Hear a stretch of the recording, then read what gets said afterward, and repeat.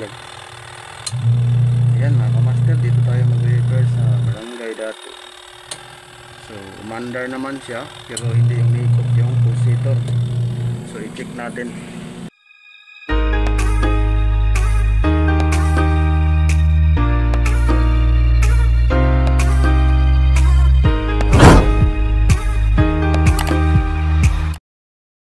Master, binuksan na natin. So ayan. So okay naman yung belt. So baka dito yung problema. Ito nga gearbox. Ayan, nag-stack up siya. So ayan.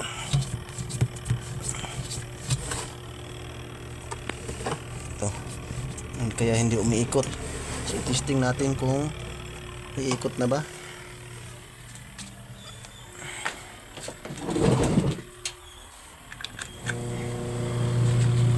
Ayan, hindi pa rin umiikot. Ayan, master, hindi pa rin umiikot.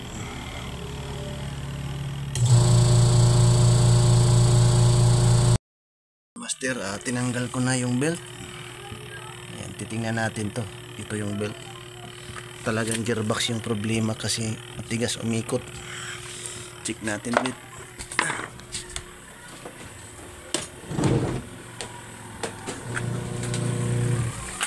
Tingnan natin. So ayan, nagre-reverse siya. So ang problema nito is gearbox. Matigas na. Yan, papalitan natin to ng gearbox.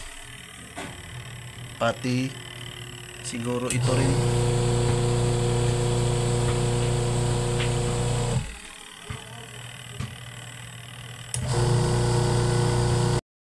Ito yung ipapalit natin.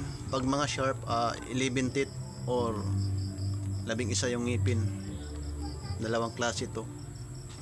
So ito muna or ito ba yung ikabit natin. Then magpalit din tayo ng belt. Yan. So buksan lang natin to.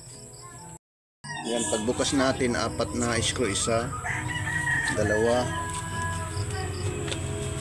4. Master, ito yung kaparihan niya. Kaysa dito sa mga malaking shaft na double. Ito yung kinabit natin, yung malaki.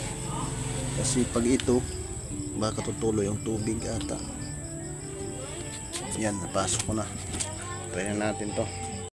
Ayan mga master, 25 yung original. So pinalitan natin ng 27. Pag nagpalit kayo ng gearbox, bayad din kayo ng belt para walang problema. Ayan, 27, binaliktad ko lang. Ayan, kailangan magdala rin kayo ng mga belt na extra para hanapin mo kung saan magkakasya siya. So try na natin to.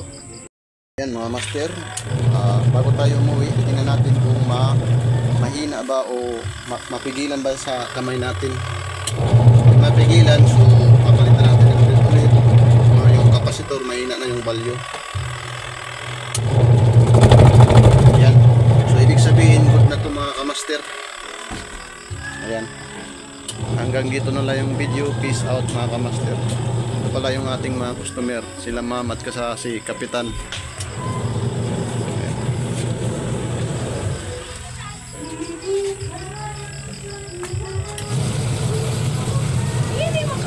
Bago pala tayo umuwi, titingnan natin baka may leak. Lalagyan natin ng tubig. Tubig yan, oh.